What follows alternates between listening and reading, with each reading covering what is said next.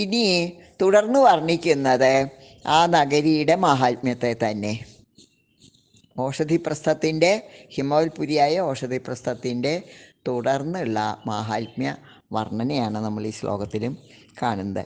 ഗംഗാസ്രോത പരീക്ഷിപ്തം വപ്രാന്തർജ്വലിതൗഷധി ബൃഹന്മണിശിലാസാലം ഗുപ്താവപി മനോഹരം.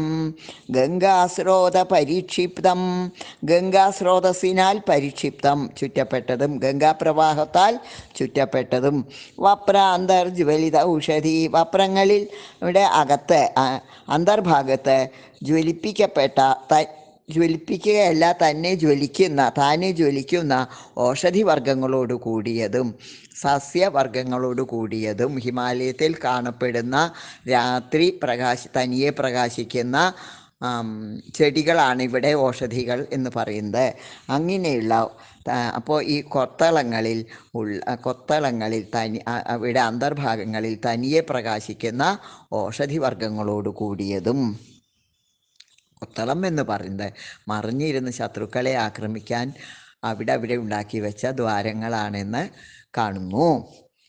വപ്രാന്തർജ്വലിത ഔഷധി ബൃഹന്മണിശിലാസാലം. പിന്നെ എന്തൊക്കെയാണ് ഒരു കോട്ടയ്ക്ക് വേണ്ടത്?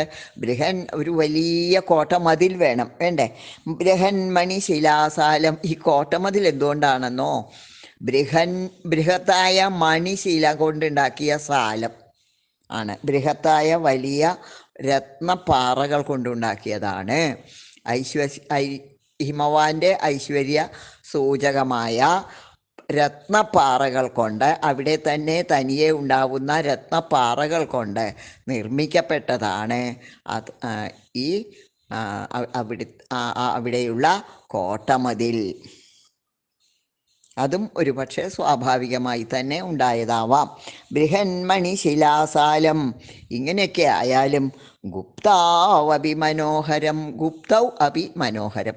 ഗുപ്തൗ ഇങ്ങനെ പരിരക്ഷിക്കപ്പെട്ടതാണെങ്കിലും, ഇങ്ങനെ രക്ഷയ്ക്കുള്ള എല്ലാ ഏർപ്പാടുകളും അവിടെ ചെയ്തിട്ടുണ്ടെങ്കിലും, ഒരു സാധാരണ നഗരത്തിനു വേണ്ട എല്ലാ ഏർപ്പാടുകളും ചെയ്യപ്പെട്ടതാണെങ്കിലും അവിടെ ഉണ്ടെങ്കിലും അതിമനോഹരം, അതിൻ്റെ മനോഹാരിതയെ മറയ്ക്കാൻ കഴിഞ്ഞില്ല എന്നർത്ഥം. അപ്പോൾ ഇങ്ങനെ പരിരക്ഷിക്കപ്പെടുന്ന അവസ്ഥയിലും മനോഹരമായി കാണപ്പെട്ടതും എന്ന ഒരർത്ഥം. ഗുപ്തവും അത് തന്നെ ഗോപനം ചെയ്യുക എന്നുള്ളതിനായാൽ മറച്ചു വയ്ക്കുക എന്നുള്ള അർത്ഥമുണ്ട്.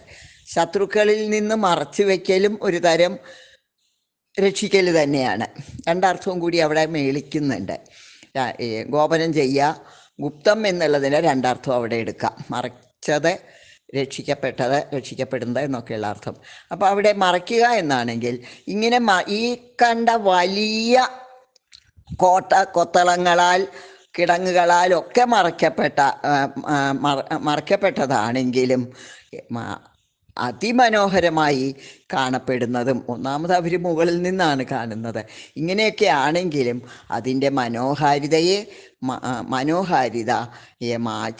മറയ്ക്കാൻ കഴിയാത്തതും ആയ ആ നഗരത്തിലേക്ക് എന്നുള്ള അടുത്ത ആ നഗരത്തിൻ്റെ വർണ്ണന തുടരുകയാണ്. ഗംഗാസ്രോത പരീക്ഷിപ്തം വപ്രാന്തർജ്വലിതൗഷധി ബൃഹന്മണിശിലാസാലം ഗുപ്താവഭിമനോഹരം. പിന്നെയോ ജിതസിംഹ ഭയാനാഗ യത്രാശ്വാബിലയോനയഃ യക്ഷ കിം പുരുഷാ പൗരാ യോഷിതോ വനദേവതാഃ. അങ്ങനെ താഴത്തേക്ക് ഇറങ്ങി വരുമ്പോഴേക്ക് എന്താ ഈ ആകെ അതിൻ്റെ ഭംഗി മുകളിൽ നിന്ന് കണ്ടു. ഇറങ്ങി വരുമ്പോൾ അവിടെയുള്ള ആൾക്കാരെ കാണാൻ തുടങ്ങി. അവരും അതിവിശേഷപ്പെട്ട ആൾക്കാരാണ് അവിടെ ഉള്ളത്. ആൾക്കാർ മാത്രമല്ല, അവിടെയുള്ള മൃഗങ്ങളും എല്ലാം തന്നെ വളരെ വിശേഷം എന്നാണ് ഈ വാക്കുകളിൽ നിന്ന്, ശ്ലോകത്തിൽ നിന്ന് പറയുന്നത്.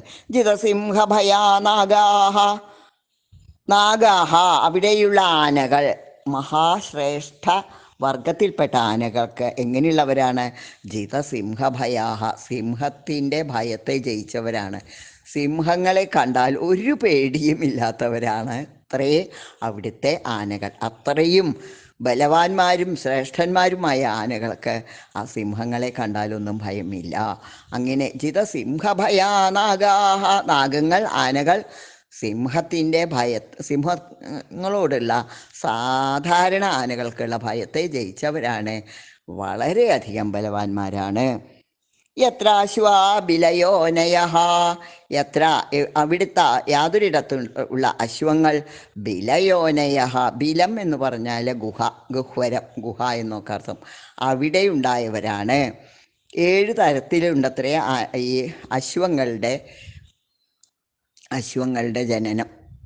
അങ്ങനെയുള്ള അതിൽ ഒരു സാധാരണ അശ്വങ്ങൾക്ക് പുറമെ പിന്നെ 6 തരത്തിൽ എന്നർത്ഥം. അതിലൊന്നാണ് ഈ ഹിമാലയത്തിലെ ഗുഹകളിൽ അശ്വങ്ങൾ ഉണ്ടാവുന്നു എന്നുള്ള ഒരു സങ്കല്പം. അപ്പോൾ അവിടെയുള്ള ആ അശ്വങ്ങളൊന്നും തന്നെ വേറെ എവിടെ നിന്നും വന്നതല്ല, അവിടെയുള്ള ഗുഹകളിൽ തന്നെ ഉണ്ടായ അതിശ്രേഷ്ഠമായ ഒരു അശ്വവർഗമാണ്. അങ്ങനെയുള്ള അശ്വങ്ങളാണ്. എത്ര അശ്വാഹ ബിലയോനയ. പിന്നെ അതും കഴിഞ്ഞ് ആൾക്കാരെ കാണുന്നുണ്ട്, നഗരങ്ങളിലുള്ള ആൾക്കാരെയൊക്കെ കാണുന്നുണ്ട്. അവർ പൗരന്മാരാരാണ്? യക്ഷകിം പുരുഷാഹ പൗരാഹ, പൗരന്മാര്. യക്ഷകിം പുരുഷാഹ, യക്ഷന്മാരും കിംപുരുഷന്മാരുമാണ്. എന്താണ്? അർദ്ധ ദേവവർഗത്തിൽപ്പെട്ടവരാണ്. മനുഷ്യന്മാരെക്കാളും മീതെയുള്ള ഒരു വർഗമാണ്. അവിടെ ഹിമാലയത്തിൽ ഉണ്ടായ വർഗമാണ്. അതിശ്രേഷ്ഠ വർഗം. അവർ കലകൾ, അങ്ങനെയുള്ള എല്ലാ കലകളിലും അറിവുകളിലും മുന്നിട്ട് നിൽക്കുന്ന യക്ഷ കിംപുരുഷാഹ പൗരാഹ, യക്ഷ കിംപുരുഷന്മാരാണ് അവിടുത്തെ പൗരന്മാർ. പിന്നെയോ യോഷിതോ വനദേവതാഹ, അവിടുത്തെ യോഷിതഃ, യോഷിത്, യോഷിതൗ, യോഷിതഃ, യോഷിത് എന്നുള്ളതിൻ്റെ ബഹുവചനം സ്ത്രീ. യോഷിത്ത് എന്ന് പറഞ്ഞ സ്ത്രീ, അവരുടെ സ്ത്രീകൾ ആരാണ്? അവിടെയുള്ള സ്ത്രീകൾ വനദേവതാഹ, വനദേവതകളാണ് അവിടുത്തെ സ്ത്രീകൾ എന്നർത്ഥം. നേരത്തെ പറഞ്ഞിട്ടുണ്ടല്ലോ, പാർവതിയുടെ സുഹൃത്തുക്കളായിട്ടുള്ള 2 വനദേവതകൾ, അവരുടെ പേരുകളൊക്കെ പറഞ്ഞിട്ടുണ്ട്, നമ്മൾ നേരത്തെ പറഞ്ഞിട്ടുണ്ട്. അപ്രകാരമുള്ള വനദേവതകളെ, ഈ വനദേവതകളും അതെ ഈ പറഞ്ഞ എല്ലാ മാഹാത്മ്യങ്ങളോടും കൂടിയവരാണ്. ഈ യക്ഷകിംപുരുഷന്മാരുടെ സ്ത്രീകൾക്ക് പുറമേ ആയിരിക്കാം പിന്നെയുള്ള അവിടെയുള്ള സ്ത്രീകളെയും പറഞ്ഞിരിക്കുന്നത്, വേറെ സ്ത്രീകളെയും പറഞ്ഞിരിക്കുന്നത്. അവരെല്ലാം തന്നെ വനദേവതകൾ ആണ് അവിടെ സ്ത്രീകളായിട്ടുള്ളത്. ഇങ്ങനെ അതിമാഹാത്മ്യത്തോടു കൂടിയ ആ നഗരത്തെ അവരെ കണ്ടു, അഥവാ അവിടേക്ക് പ്രവേശിക്കാൻ വേണ്ടി താഴത്തേക്ക് ഇറങ്ങാൻ തുടങ്ങി എന്നൊക്കെയുള്ള അർത്ഥം എടുക്കാം. ജിതസിംഹഭയാനാഗ യത്രാശ്വാഭിലയോനയ യക്ഷകിം പുരുഷാ പൗരാ യോഷിതോ വനദേവതാഃ.